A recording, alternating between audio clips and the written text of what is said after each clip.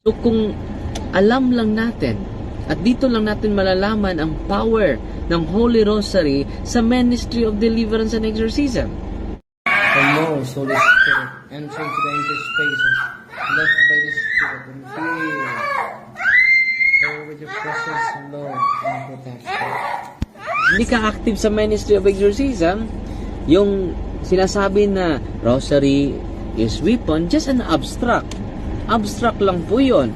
Dahil wala kang karanasan eh. En nomine et virtute Domini nostri Jesu Christi, and cast out all evil spirits now from us, and do immediately. Please do not allow these spirits to return. In the name of Jesus of Nazareth. Pray for us. Saint Anthony. Pray for us. Saint Benedict. Sa modernong panahon, marami ng mga hindi naniniwala na totoo ang ating immortal na kalaban, ang mga demonyo. Sa live na ito, ako po ang inataasan na magtalakay kaugnay sa spiritual warfare. Maniniwala man kayo o hindi, walang sino man sa atin na makaiskapo na we are in the field of spiritual warfare. At meron tayong mortal na kalaban. At bawat isa sa atin ay nanganganib kahit hindi ka naniniwala. Nanganganib ang bawat isa sa atin. Bakit? Dahil itong mortal na kalaban na ito ay magaling sa spiritual warfare na taktika.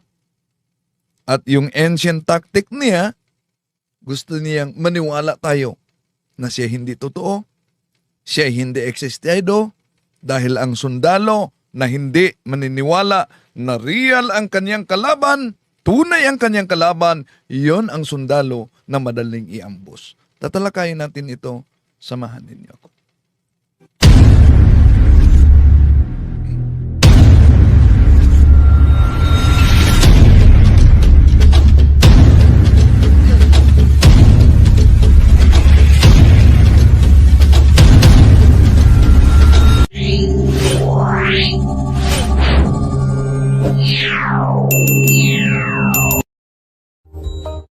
Kumusta? Welcome. Sa ating live na ito, sa unang pagkakataon, matunghayan ninyo ang dokumentado na mga nangyaring deliverance sa Ministry of Deliverance, mga kapatid. Na real talaga ang ating kalaban, na kahit marami nang hindi naniniwala, sila'y nagtatago sa katawan ng mga tao. Ano po ba ang mga openings? Ano po ba yung mga posibleng daanan nila para ang ating di makitang kalaban ay magtatago sa katawan? Ito'y tatalakayin natin. Pero sa mga suking taga-subaybay natin, huwag kalimutang pindutin ang like sa ating live. At huwag din kalimutang mag-subscribe at pindutin ang bell button para updated kayo, mag-comment at i-share ninyo, mga kapatid. So, antabayanan ninyo dahil ako ang magtatalakay ngayon about deliverance, spiritual warfare, digmaang spiritual na real talaga ang ating kalaban. No? At sa kauna-unahang pagkakataon, makita ninyo ang ilang mga pangyayari sa mga lumapit sa ministry na parabang okay lang, pero sa pag-prayer, biglang nagwala. I see this room with the Lord Jesus. Oh, yun. biglang nagwala, nag-react. En nomine et virtute Domini nostri Jesu Christi. Ito ang ating tatalakayin sa punto por punto. Pero pasok muna tayo, ang tabayanan ninyo, ano ba ang mga daanan at ano ba ang palatandaan na merong nagtatago na at nananahan sa katawan. No? So ang tabayanan ninyo mga kapatid, dahil sa unang pagkakataon, matunghayan ninyo ang actual video, yung parang normal na normal, magtaka ka na lang bakit biglang nag-react. No? Isa na nito, yung nagtanong na ang kaniyang mama daw ay albularyo. Namatay sa ospital ang mama niyang albularyo. Oh. Pagkatapos nang namatay sa ospital, siya lang at ang kanyang mama doon sa room sa ospital. Kaya ang tanong niya, ano daw ang nangyari niya? At pagkatapos diyan, biglang nag-react na. So, ang tabayanan ninyo, dahil ito ang tatalakayin natin sa punto por punto sa pagkakataong ito, no? At sandali muna, papasok muna tayo sa punto por punto sa pagkakataong ito sa Zoom. At sino man ang may mga katanungan, no, pwedeng papasok din sa Zoom. Sandali. Para magtanong. Okay. Pero problema ngayon, biglang humina. So, habang di tayo nakapasok, inaniyahan ko kayo na mag-prayer muna tayo for protection. Prayer for protection tayo. No? In the name of the Father, and of the Son, and of the Holy Spirit. Amen. Lord Jesus, I ask you to protect our families. Mention niyo sa isipan ang mga miyembro ng pamilya ninyo.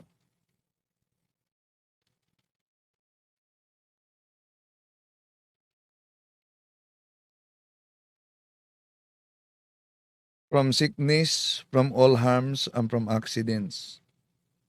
If any of us has been subjected to any curses, hexes, and spells, I declare these curses, hexes, and spells null and void. In the name of Jesus Christ, if any evil spirits have been sent against us, I decommission you in the name of Jesus Christ, and I send you to Jesus to deal with us well. Then, Lord, I ask you to send your holy angels to guard and protect all of us. Amen. Dear Mama Mary, I humbly ask you to protect me, all those present now, and all those people in our lives whom we cherish, as well as all our possessions. As we do this ministry, cover us all with your mantle of love and protection. For you are our mother, and we are your children. Intercede for us to the Father, that all that we do and say may redound to His good pleasure and glory. Amen. In the name of the Father, et Filii, et Spiritus Sancti. Amen. Okay? So, hope na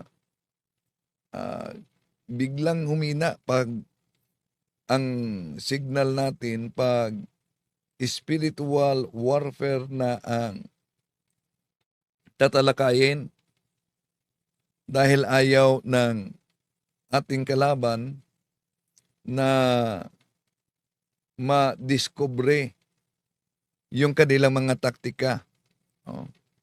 Kaya na lalakas ngayon May the Blessed Virgin Mary cover our internet against any demonic attack to block this presentation. Ave Maria, gracia plena, Dominus tecum, benedicta tu in mulieribus et benedictus fructus ventris tue, Iesus.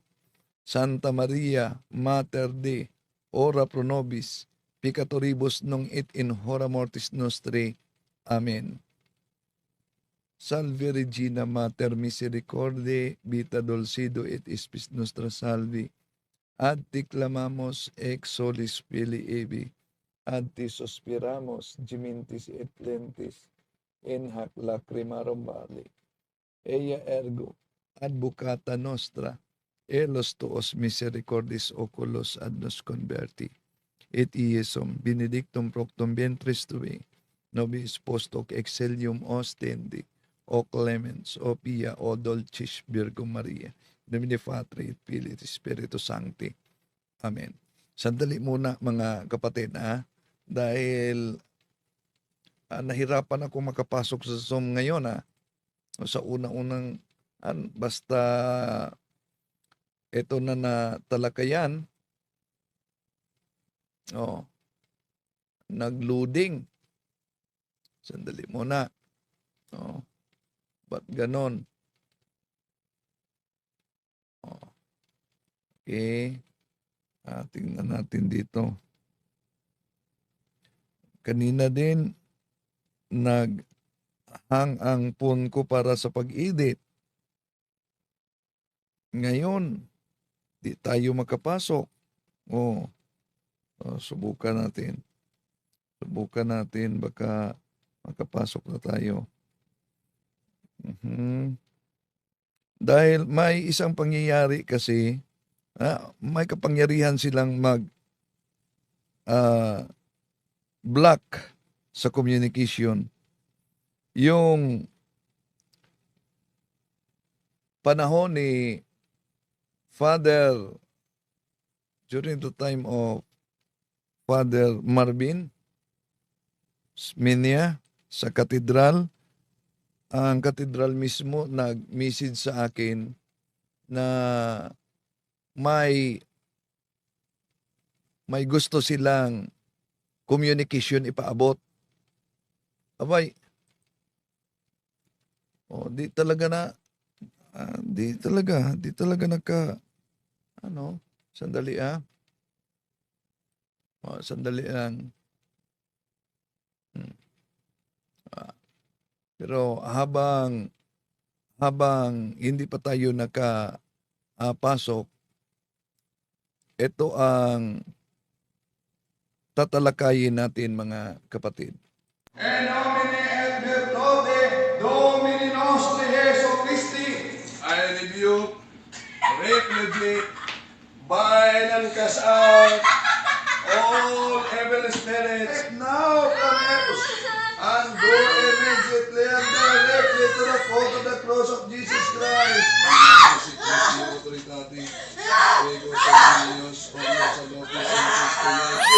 Please do not allow these spirits to return. In the name of Jesus of Nazareth, praise the tremendous powerless God, and praise His powerful and salvific name.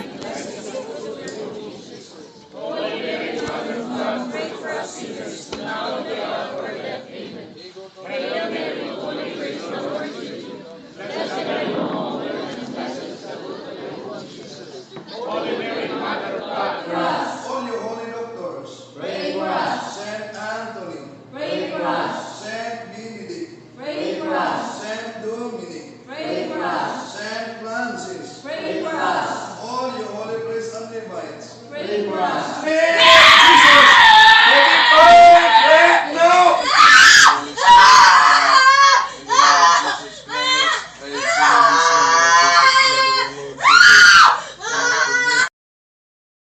Okay. Ito ang tatalakayin natin about spiritual warfare. Sandali lang. Dahil sa pagkakataong ito, sa pagkakataong ito, di pa ako makapasok sa punto por punto. Ito na. Ito na, baka makapasok na tayo. Dahil ako ang inatasan ngayon sa punto por punto para tatalakayin natin itong kaugnay sa spiritual na digmaan.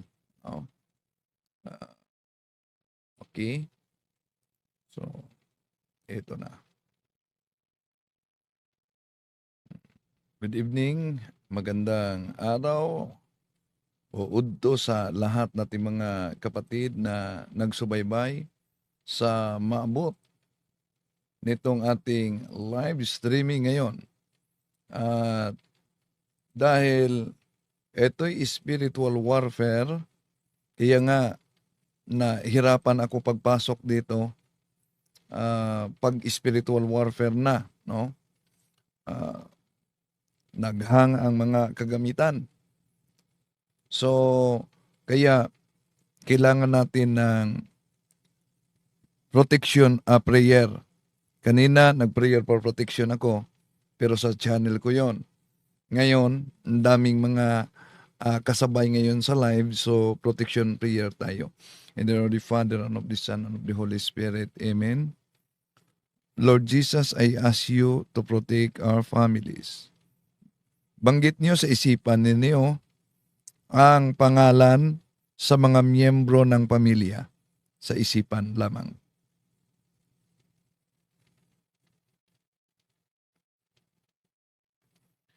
From sickness, from all harms, and from accidents.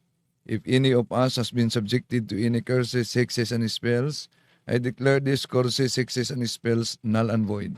In the name of Jesus Christ, if any evil spirits have been sent against us, I decommission you in the name of Jesus Christ, and I send you to Jesus to deal with us well. Then, Lord, I ask you to send your holy angels to guard and protect all of us. Amen. Dear Mama Mary, I humbly ask you to protect me, all those present now, and all those people in our lives whom we cherish, as well as all our possessions. As we do this ministry, cover us all with your mantle of love and protection. For you are our mother, and we are your children. Intercede for us to the Father, that all that we do and say may redound to his good pleasure and glory. Amen.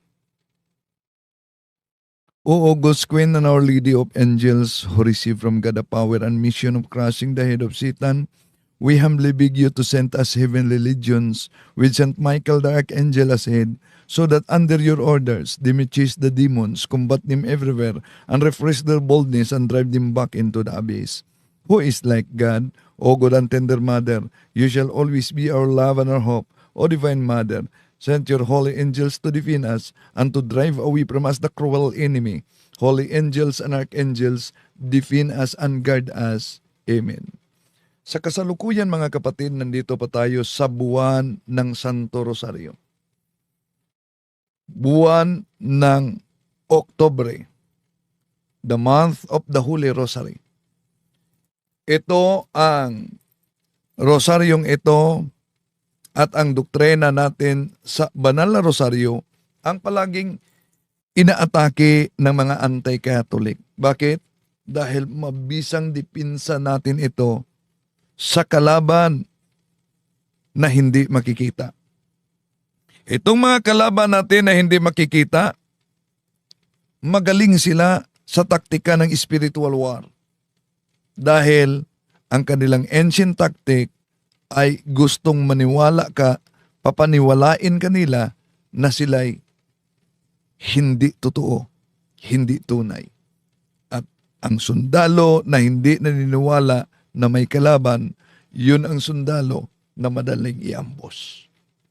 So kung alam lang natin, at dito lang natin malalaman ang power ng Holy Rosary sa Ministry of Deliverance and Exorcism.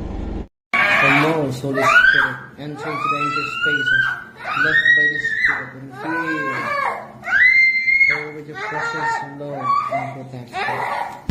Hindi ka active sa Ministry of Exorcism, yung sinasabi na Rosary is weapon, just an abstract. Abstract lang po yun. Dahil wala kang karanasan eh. Nomine et virtute Domini nostri Jesu Christi, et in casal spirits, now come out and go immediately.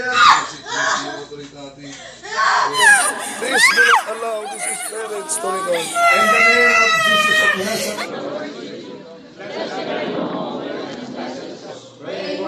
Saint Anthony. Saint Benedict. So, sa modernong panahon natin ngayon, maraming di maniniwala na real ang ating immortal na kalaban. Pero tandaan natin ito mga kapatid, maniniwala man kayo o hindi, walang sino man sa atin sa mundong ito ang makakatakas sa espiritual na digmaan. At kahit hindi ka maniniwala, siguradong ang ating hindi makitang kalaban ay nagtatago kahit sa katawan ng mga tao. Ano po ba ang mga daanan? Tatalakayin natin ito. At sa kauna-unahang pagkakataon, matunghayan ninyo itong video sa deliverance ng Office of Exorcism. En nomine et virtute Domini nostri Jesu Christi, I rebuke, repudiate, bind and cast out all evil spirits, now come out and go immediately and directly to the foot of the cross of Jesus Christ.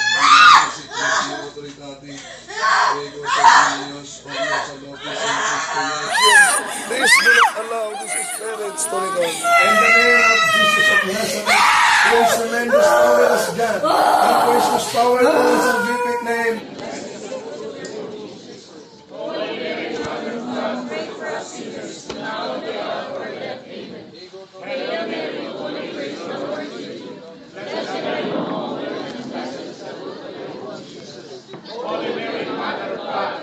All you holy doctors, Saint Anthony, Saint Benedict, Saint Dominic, Saint Francis, all you holy priests and Levites, Jesus, let it burn right now.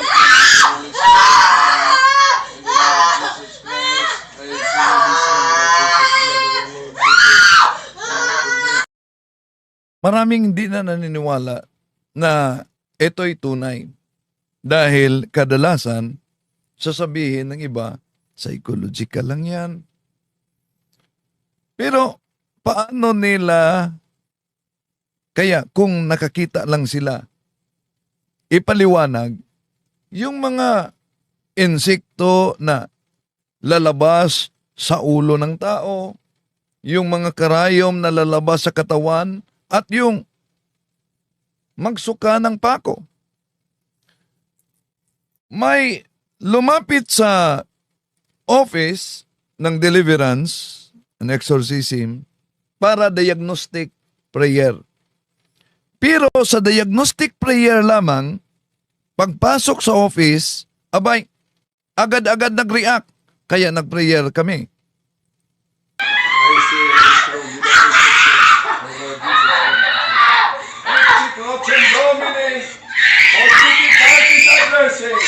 So kung mapansin niyo dito, nakatulog siya. Hindi ibig sabihin na dahil nakatulog siya, ay wala na, umalis na. Nagtatago lang sa katawan. Ito'y diagnostic interview sana. Pero nang pumasok siya sa office para sa diagnostic interview, yun, nakita ninyo, nagwala na. At nakatulog. At na nagpatuloy ang prayer, mapansin ninyo, tumawa siya. Ibig sabihin, ang nakatago sa kanyang katawan, nagpahiwatig, may hold ako sa babaeng ito. May hold ako sa babaeng ito. Ito. Repudiate, bind and cast out all evil spirits. At ito ang sinabi na pag tumawa sa deliverance o kahit sa exorcism, ihinto muna. At ipagpatuloy ang interview para matukoy ano po ba ang mga entry points yung naging hold sa fallen angels. Kaya tinanong ko ang ina niya, meron ba kayong dala na lana galing sa albularyo? Meron ba kayong dala na mga anting-anting? Meron pala. Nagpa-albularyo sila, yung mga ninuno nila, mga albularyo, at may anting-anting. Normal na sana siya. Napansin ninyo, normal na sana siya. Pero, kinuha ng ina ang mga anting-anting at yung oil sa albularyo. I-break ko ang consecration. Pansinin niyo ang reaksyon niya. Dito. In the name of Jesus of Nazareth, through His tremendous power, Normal na sana. and through His most powerful and complete name, I rebuke Jesus, let it out right now, Darwin, and go immediately and directly. So, nagwala na naman siya. Jesus Christ, and live it. At hanggang sa kanyang pagwala sa patuloy ng prayer of deliverance, sumuka I siya. declare these curses, hexes, and spells null and void. In the name of Jesus Christ, if any evil spirits Ito, sumuka siya dito. Yun. At yun ang palatandaan na may umalis, ngunit hindi ibig sabihin na lahat na. Dahil ang possessing evil spirit pwede pang magtago. Sa mga ganitong pangyayari, halimbawa, dalhin sila sa office, isang bisis lang, hindi na magbalik.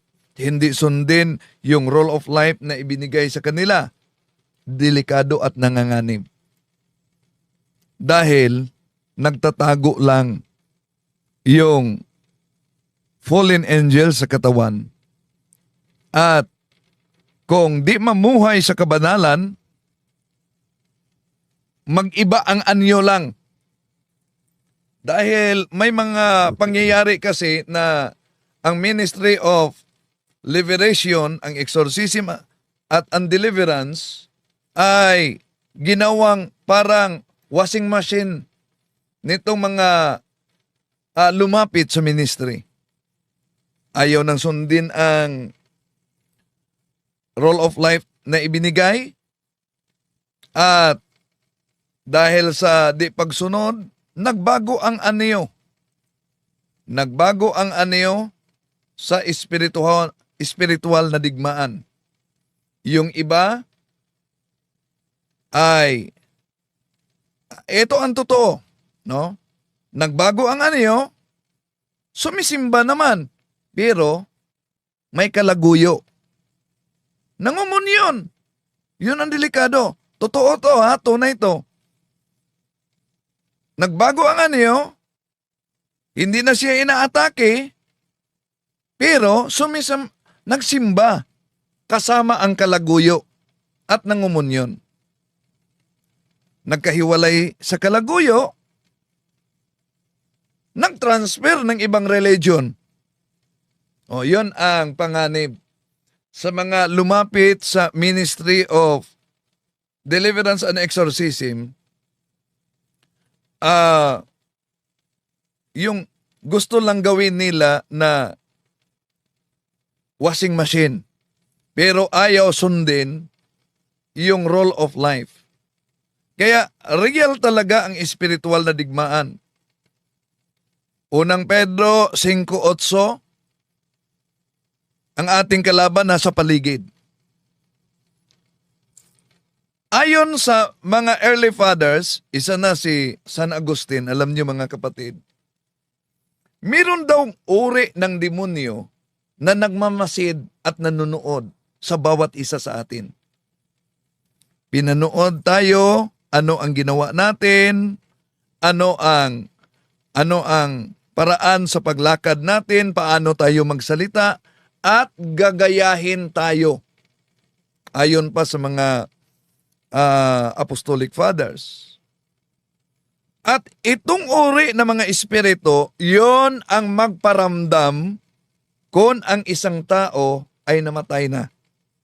Kaya yung iba, sasabihin, abay, nakita ko ang kaluluwa niya. Mag-ingat sa ganyan dahil wala tayong wandering soul na aral sa simbahang Katoliko. Ang aral natin sa Hebreo 9:27, agad-agad sa pagkamatay ng tao, haharap tayo ng particular judgment. So, itong uri ng mga demonyo na nagmamasid, nanonood, at nanggagaya, may mga pagkakataon na hindi sila makapaghintay na ang tao ay mamatay. Kaya magpakita sila, ginagaya nila, yon ang tinatawag na doppelganger. No? So, nagpakita. Abay, di ba nakita kita? Oh. Sino ba yun? Oh, di ba nakita ko yung iba, di ba na may balita, nakita niya ang kanyang asawa, di nagsalita, sinundan niya, biglang nawala. Oh. So, yun ang ori ng kalaban. Kaya mga mahal na kapatid, paalala sa ating Panginoong Isus sa San Mateo Kapitulo 26:41 na sabi niya, watch ye and pray. So, watch, ibig sabihin, vigilance. Pangalawa lang yung prayer. Vigilance, knowing your enemy well, study his tactics, and to become experts of resisting them. And remember, demonic assault takes a variety of forms. Iba't iba ang uri ng atake ng demonyo. And what are the common war strategies of our immortal enemy? Meron tayong tinatawag na ordinary and extraordinary demonic attack.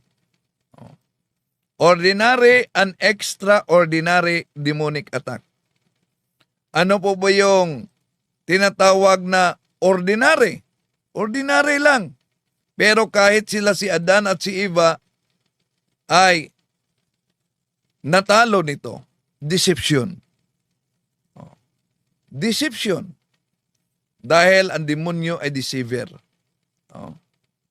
Siya ang ama ng kasinungalingan. Juan Kapitulo 8:44. Kaya, daming mga sikta ngayon natatag lamang ng tao. Daming sikta ngayon natatag lamang ng tao para ma-deceive ang mga inosente. Yeah? At sila'y nag-aangkin na tunay na iglesia. Pero, diyan ay kapagtataka. Dahil launan nang nagbabala ang ating Panginoong Hesukristo, San Mateo Kapitulo 24:24. At sila'y galing sa tunay na iglesia, aalis sa tunay na iglesia at tinatawag silang Antikristo, unang Juan 2:18-19. Pangalawang ordinary lang ito, pero ito ang karanasan na mapansin natin, accusation. Dahil accuser ang demonyo. Revelation chapter 12 verse 10, accusation. Napansin nyo ba? Lahat ng mga anti-Catholic, mga kapatid, ay nagkaisa sa pag-akusa sa simbahang Katoliko. Yeah? Ma-Muslim man, ma-Iglesia ni Kristong Tatag ni Felix Manalo, born again. Grabe ang kanilang akusasyon na ang simbahang Katoliko ay sa demonyo. At ang kanilang akusasyon at banat mula sa Santo Papa hanggang sa doktrina at mga kaanib. Pero di ninyo mapansin, mga kapatid, na may mga anti-Catholic na bumabanat sa founder ng simbahang Katoliko. Bakit? Dahil pagbabanata nila ang founder, abay, mapilitan silang i-research. Sino ba ang nagtatag dito? At kung tingnan nila ang kasaysayan, Gloria Encyclopedia Volume 5, page 106, Catholic Church, Greek Catholicos, universal term generally applied to the divine society founded by Jesus Christ and endowed by the pouring of the Holy Ghost on the day of Pentecost, hence often called Roman Catholics. At pangatlong ordinary, ito doubt. Kaya kung may doubt ka na, lalo na sa simbahang Katoliko, totoo kaya ito na iglesyang tatag ng ating Panginoon Jesucristo? Tunay kaya ang Iglesia Katolika na pinagtutulong-tulungan kahit sa mga balik Islam, sa Iglesia ni Manalo, sa Born Again, sa Iglesiang tatag ni Eliseo Soriano, sa Iglesiang tatag ni Kibuloy? Sila'y iba't ibang tagapagtatag, iba't ibang doktrina, ngunit nagkaisa. Saan? Sa banat sa simbahang Katoliko. At yung mga lukewarm Catholic, madaling madala. Lalo na yung mga Katoliko na hindi nag-aaral sa pananampalataya, madaling matangay. Bakit? Walang pagkakaiba ang di mga nag-aral sa pananampalataya sa isang lubo. Na hangin lamang ang laman. Kung saan ang ihip ng hangin, doon din tatangayin. Kaya, si San Anselmo sa Canterbury, sabi niya, Fides quaerens intellectum. Faith seeking understanding. Dahil ang lukewarm Catholic, Revelation chapter 3 verse 16, abay, iluluwa daw. Yan. Iluluwa. At, panglima na ordinary demonic attack, provocation. Iprovoka. O kahit isa sa atin, di ba? Dami ng mga ngaral. Ngayon lang, may tumawag ngayon na naghahamon ng debate. O iprovoka. O yung mga albularyo ngayon, naghahamon na iinom daw umano sa kanilang lana. Saka iinom din sila sa Holy and Exorcise oil. No? So, may provocation. So, napansin nyo ba, minsan na bigla ka na lang nagalit, na hindi mo alam kung bakit nagalit ka, ordinary lang yon, provocation yon. No? So, yon ang tinatawag na 5 na ordinary demonic attack.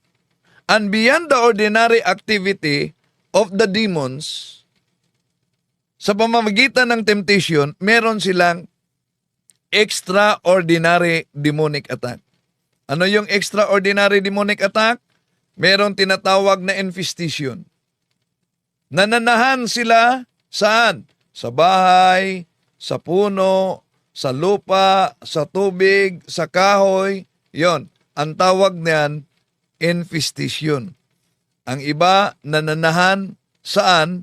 Kahit sa hayop. Merong tinatawag na 3 ori ng infestation. Ano yon? Local infestation. Ano yung local infestation? Naalala nyo, yung mga demonyo ay humingi pahintulot ng ating Panginoon Jesucristo na papasok sa mga baboy. Local infestation. Personal infestation. Yung grabing atake ng demonyo sa buhay ng tao. At yung tao na yan na inaatake, pati na sa isip at damdamin niya. Merong diabolical possession. Yun ang the highest extraordinary demonic attack.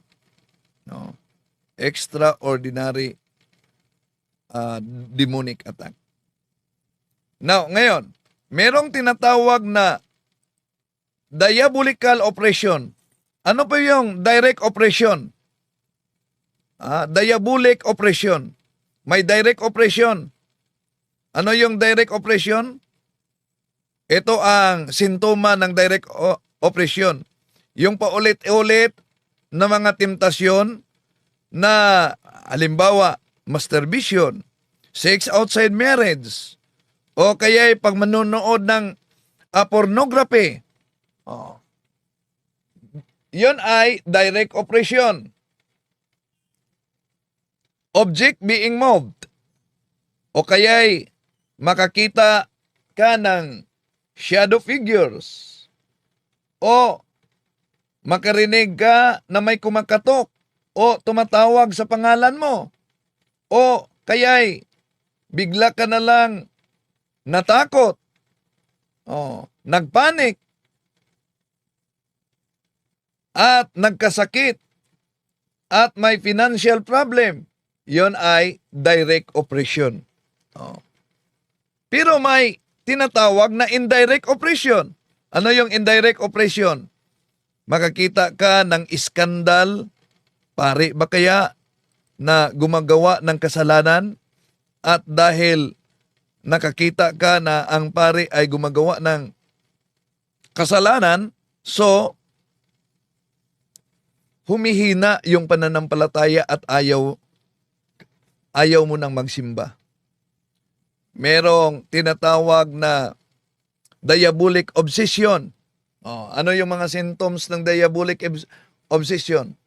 Yung reasoning becomes confused, hopeless ka, pati na insomnia. Di ka makatulog. Nasa diabolic obsession pala yan. Yung mga panaginip na masasama at grabing panaginip. Yung iba ay may kasintahan na dyan sa panaginip. Yung severe depression, makarinig ng mga tumatawag, meron ng suicidal thoughts o meron ng gustong mananakit sa iba. O yung isipan na pumasok sa isip mo na mga iba talagang isip na itinanim ng demonyo. So, yon ay diabolic obsession. Na atake ng kalaban. So, sa panaginip, meron yung spirits of incubus, meron din yung spirits of succubus. Kung ang isang babae ay nanaginip na may kasintahan at may sex sa panaginip, pakipagtalik, incubus yan. Kung lalaki ang nanaginip, babae ang kanyang kasintahan at nakipagtalik o kaya may kasintahan, succubus yan.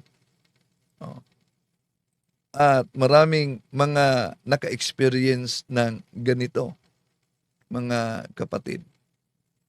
At merong tinatawag na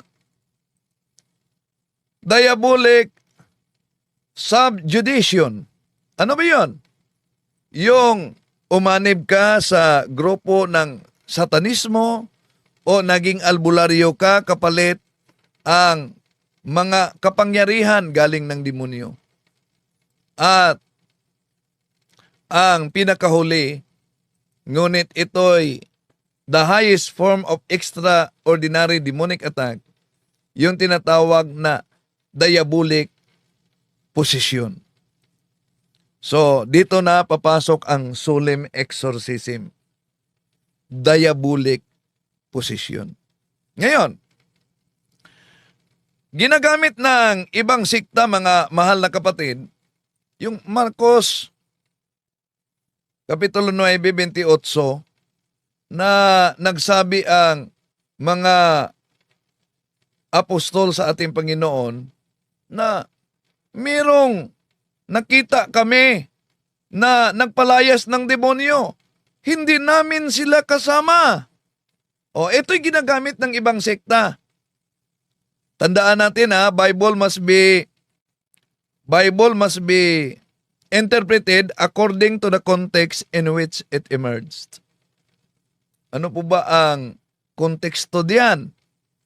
Ayon sa mga Bible scholars, yung mga nagpalaya sa pangalan ng Panginoong Hesukristo na hindi kasama ng mga apostol ay mga disipulo ni San Juan Bautista. Yun pala, mga disipulo ni San Juan Bautista. Pero ginagamit yan sa ibang sekta. Okay, balikan muna natin. Diabolic possession. The most serious of the demonic attack. Gives the impression that the demon is inside the person's body. At time, walking through the person's mouth. Talking through the person's mouth. And using other parts of his body. Dito na papasok ang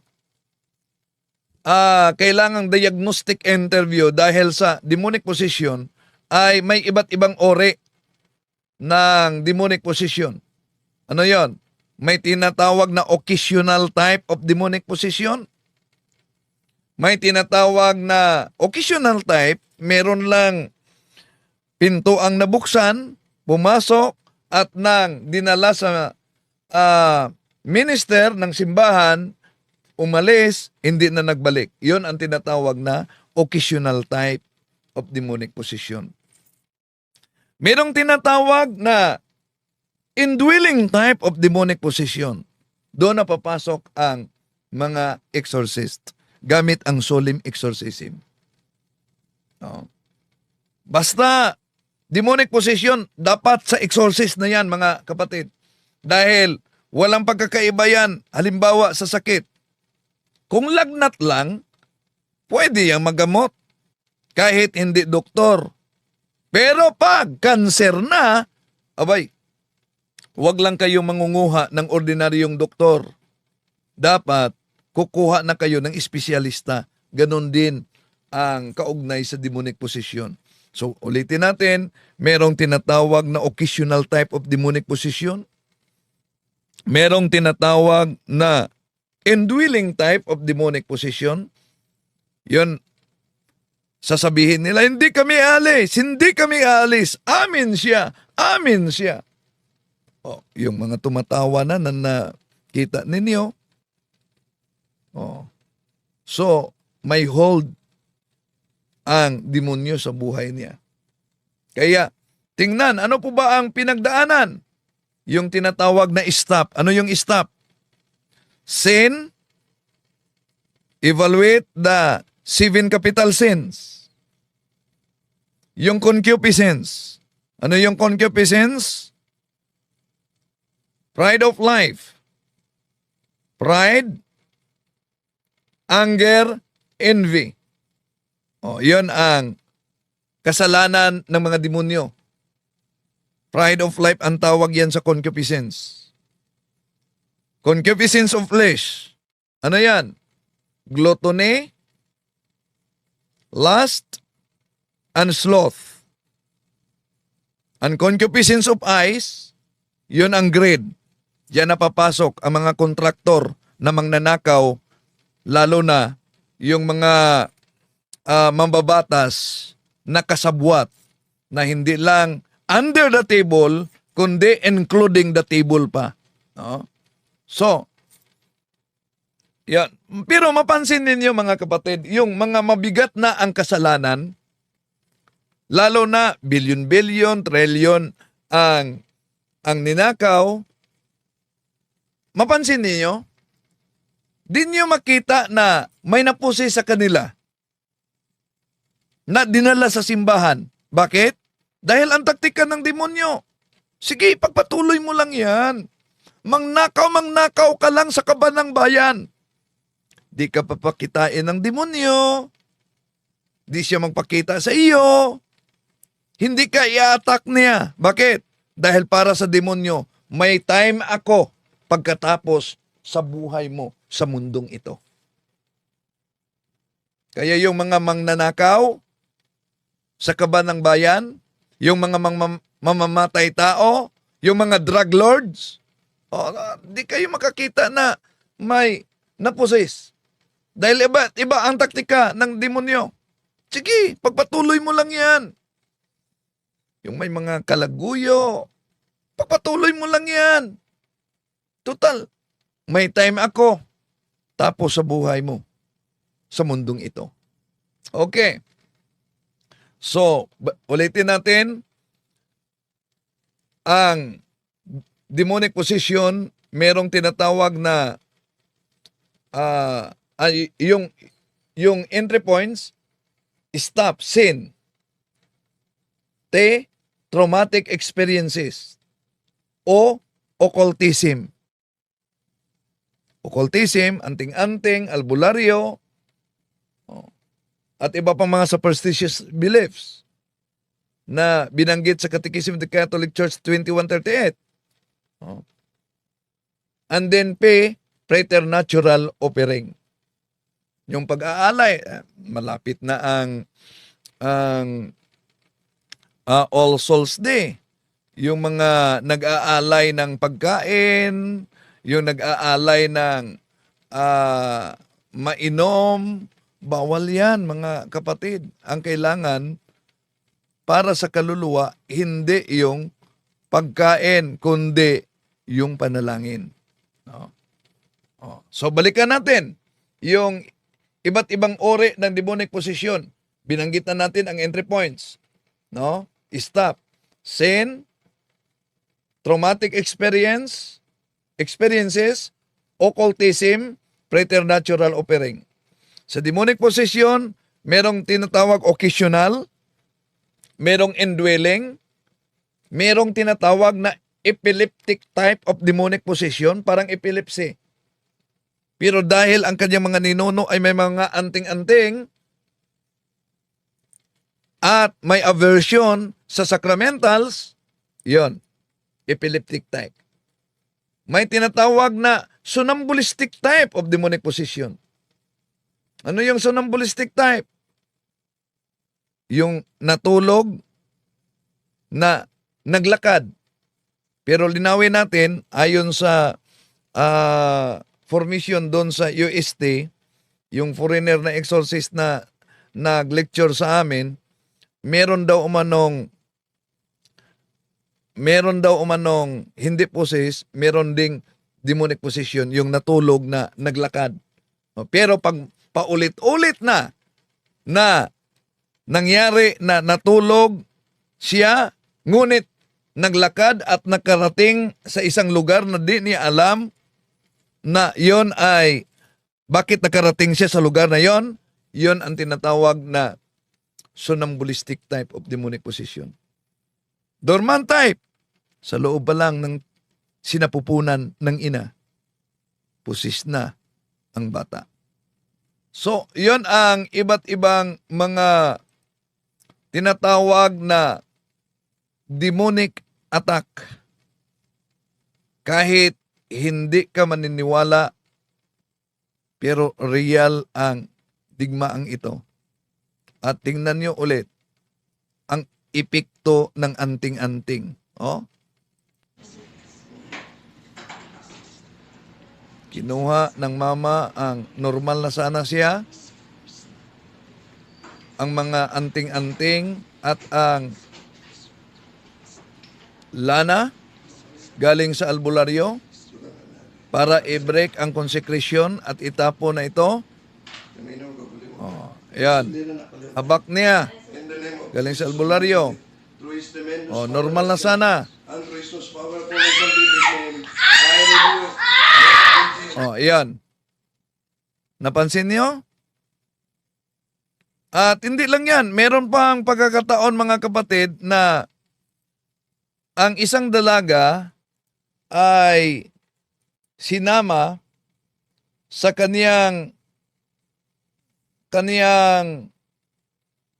kapitbahay dahil hahawak lang para sa isagawang deliverance. Pero bago diyan, pumasok muna kami sa room para bigyan ko sila ng instruction. Ano ang gawin? Basta sinabi ko sa kanila na dapat mag-general confession muna. Pero alam nyo, mga kapatid, pumasok na kami sa room. Pagpasok namin sa room, yung kasamang dalaga na hahawak lang sana, abay, biglang nag-react. Bakit biglang nag-react? O na, meron siyang hawak, may agimat siya. Oh. Para lang sana yun sa instruction, pero agad-agad nag-react. At yung lula niya ay manggagamot. Oh. So, kaya nakita ninyo kung ano ang epekto sa mga anting-anting at habak.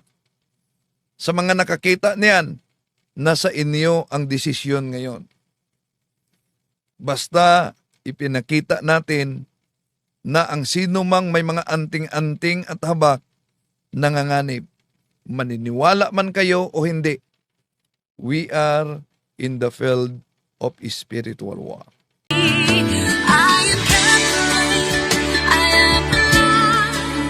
I am the